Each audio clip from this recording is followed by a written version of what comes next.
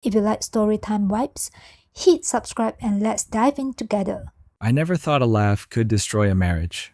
One joke, just 10 careless words, and everything I believed about love cracked wide open in front of our neighbors. That was the moment I realized sometimes the person who humiliates you isn't a stranger. It's the one you once called home. It was a warm Saturday afternoon, the kind that makes the air feel soft, the kind that tricks you into believing that life is simple. The neighborhood barbecue was in full swing. Kids were chasing each other across the lawns, dogs barking, music humming low through a dozen backyard speakers. I stood by the grill, spatula in hand, flipping burgers like I always did. The reliable guy, the peacekeeper, the one who laughed at every joke, even the ones that stung. That's who I was in our circle. Ethan, the easygoing husband. Anna, my wife, was across the yard, glass of wine in hand, surrounded by neighbors.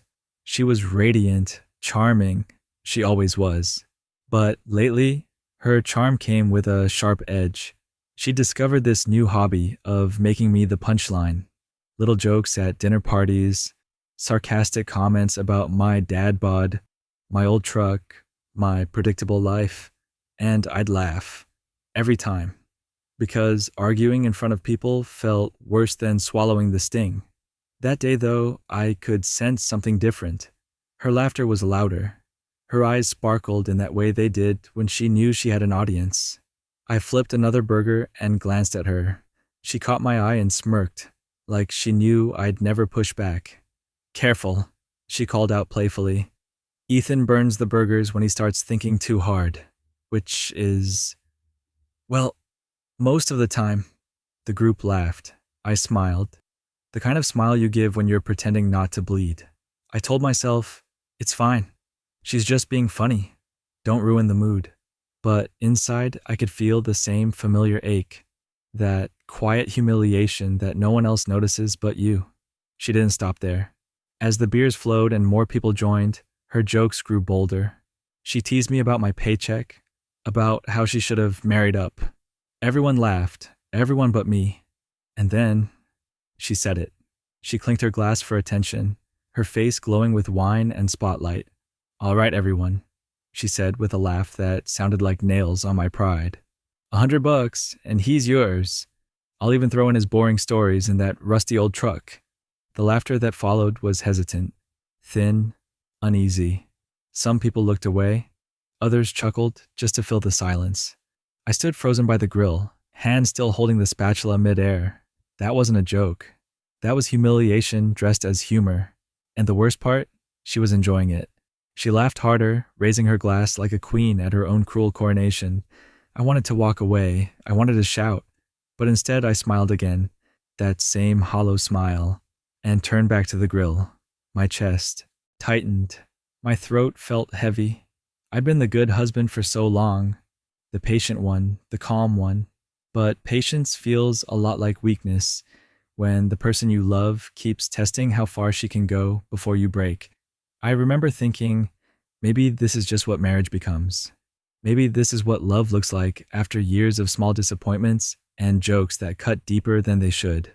I didn't know that before the night was over. Someone else, someone who barely knew me, would remind me exactly how much I was worth. And Anna? She'd never laugh at my expense again. I remember every second of the moment, like the air itself stopped moving. Anna's laugh echoed through the yard, bouncing off the fences, too loud, too sharp. She thought she'd just delivered her best line yet. People were laughing politely, but it wasn't real. It was that nervous, uncomfortable laughter you give when you're witnessing something you shouldn't. And then, over by the picnic table, David stood up. David lived 2 houses down, quiet man, divorced, wealthy but never flashy. The kind of guy who didn't say much, but when he did, people listened. He reached slowly into his back pocket. For a second, I thought he was just getting his wallet to pay for something from the grill. But then I saw his hand pull out a thick stack of cash. Clean, crisp hundreds. He didn't say a word at first. He just walked toward Anna, calm and deliberate.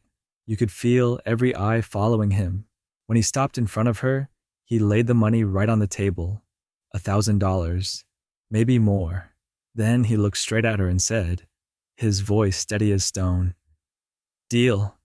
Silence. It was like someone had cut the power to the entire backyard. Anna froze, her glass half raised, her mouth half open, her confidence collapsing in real time. The color drained from her face. Someone coughed. Someone else whispered. No one laughed anymore. I couldn't move. My hands were still hovering over the grill, but my heart was pounding so hard I could feel it in my throat. David didn't look at me yet. He kept his gaze on her, and when he finally spoke again, his words carved through the quiet like a blade. "You know," he said, "a man who works hard, treats people with respect, and doesn't humiliate his spouse in public, he's worth a lot more than $100. Then, slowly, he turned to me.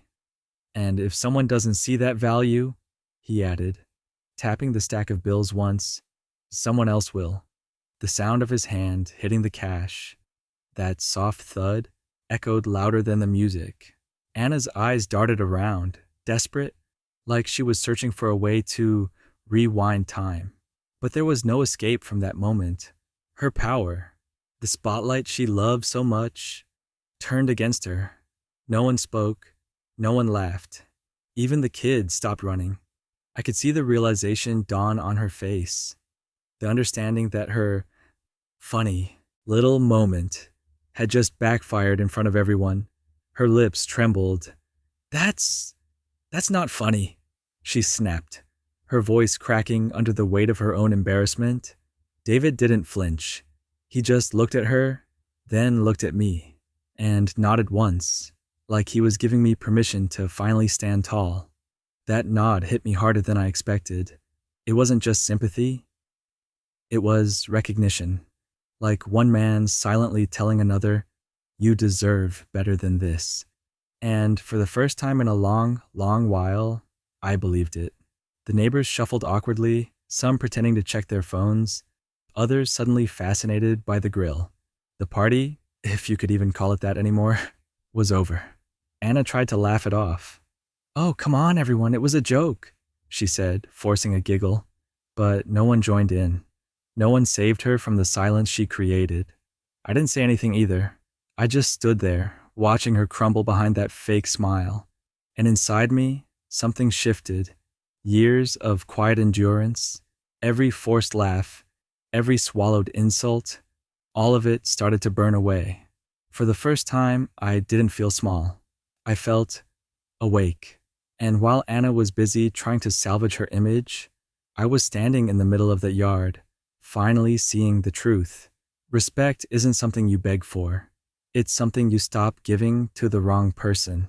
That day, I didn't need to shout. I didn't need revenge. The universe had done it for me, in the most poetic way possible. When the last guest left, the silence that filled our house felt heavier than anything I'd ever known. No laughter, no music, just the sound of our own footsteps echoing down the hallway. Anna walked in first, still flushed from embarrassment, her wine glass trembling in her hand. I followed slowly, closing the door behind me. The sound of the latch clicking felt like the end of something. She spun around, her eyes sharp, defensive. "You made me look stupid out there," she snapped. I almost laughed. The irony was too thick to ignore. "I made you look stupid?" I said quietly, taking a deep breath. "Anna, you did that all by yourself." Her jaw tightened. "It was just a joke. Everyone knew I was kidding." I stepped closer, my voice steady, calm, but colder than she'd ever heard it before. "No, Anna. Everyone knew you weren't. That's why no one laughed." Her mouth opened, but no sound came out. For once, she had no line ready, no performance to hide behind. I kept going, not shouting, not angry, just honest. "You've been joking about me for years, in front of friends, family, strangers, and I let it slide every time because I thought that was what a good husband did. I thought staying calm meant being strong, but I was wrong." I paused, watching her face change, confusion, guilt, disbelief, all colliding at once. Being calm isn't strength. when it means letting someone tear you down piece by piece. She looked away, her voice barely a whisper. I didn't mean to hurt you. I nodded slowly. Maybe not at first, but somewhere along the line, you stopped caring whether you did. The truth hung in the air between us, sharp, undeniable. For the first time, I didn't rush to comfort her. I didn't soften my words. I just stood there, letting her feel the weight of what she'd done. She set the glass down too hard. It clinked against the counter and cracked. Why are you talking like this? She asked, her tone shaky now. You're scaring me.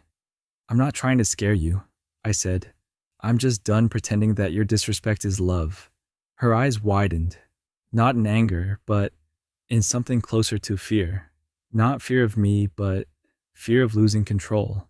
Because for years she had been the one with all the power, the social butterfly, the loud one, the life of the party, and I had been the quiet background character who existed to make her look better. Not anymore. I turned and walked toward the living room. I could hear her footsteps following me, hesitant. Ethan, wait, she said, voice cracking. You're overreacting. It was a mistake. I was drunk. I stopped, turned halfway, and looked at her. Really looked at her. No, Anna, I said softly. You were honest. Alcohol doesn't invent words. It just loosens the ones that are already waiting to come out. Her face fell. She reached out as if to touch my arm, but I stepped back slightly, not in anger, but in distance. The kind that says, you don't get to touch me like nothing happened. I've spent years trying to make you happy, I said. I gave up parts of myself to keep the peace, but peace that costs you your self-respect isn't peace. It's surrender. Tears started to gather in her eyes. She opened her mouth to speak, but I cut her off gently. I don't want an apology tonight, I said. I want you to think about what it means when your husband stands in a crowd and a stranger defends him before his own wife does. Her tears finally fell. Ethan, please. I shook my head, calm and unshaken now. Don't cry for me, Anna. Cry for the woman who thought humiliation was love, because that's who you were tonight. I walked past her to the guest room. I could feel her eyes following me, desperate, panicked, realizing that something inside me had changed permanently. That night, I didn't sleep much. I lay awake, staring at the ceiling, the glow of the streetlight cutting faint lines across the room. And for the first time in years, I didn't feel defeated.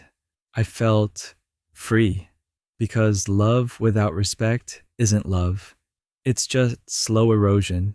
And somewhere between her laughter and David's silence, I'd finally decided I wasn't going to disappear anymore. Revenge doesn't always look like fire and fury. Sometimes it's peace. Cold, calm, undeniable peace. The kind that comes when you finally stop begging to be seen.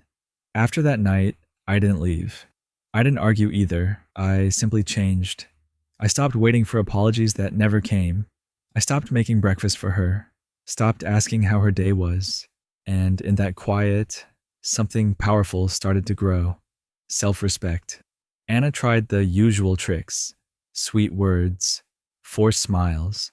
I didn't mean it, but I'd heard enough apologies dressed as excuses. Forgiveness without change is just permission for more pain. So I gave her nothing. No anger, no attention, just silence. At first, she didn't know what to do with it. Then, slowly, it broke her. Because a woman who used to thrive on control now stood powerless before a man who no longer needed her approval. I started focusing on myself again, hitting the gym, seeing friends, picking up my old hobbies. Every time she saw me smile without her, I could see fear in her eyes. Fear that she had destroyed something she could never rebuild. And she was right. One night, she sat across from me at dinner, the same table where she once turned me into a joke. Her voice was soft, almost fragile. Ethan, I miss us. Can we start over? I looked at her for a long time before answering. You didn't just tell a joke, Anna. You made a choice. You traded respect for attention. And once you sell respect, you can't buy it back. Tears filled her eyes, but I wasn't moved because I finally understood. I wasn't walking away to punish her. I was walking away to protect the man I'd forgotten to be. That night, I packed a small bag and left quietly. No shouting, no slamming doors, just peace. Now, months later, I live alone in a small apartment downtown. There's a coffee shop downstairs where they know my name, and no one laughs at me for being kind. Anna still sends messages sometimes, long ones, full of regret. I never reply, not because I'm bitter, but because I'm free. I saw her once at the store. She smiled weakly, asked how I was. Better than ever, I said, and I meant it. She didn't lose me because I stopped loving her. She lost me because I finally started loving myself. That was my revenge, quiet, clean, and final. Because sometimes the loudest victory is silence. And once a man remembers his worth, no joke, no crowd, no love can ever make him forget it again.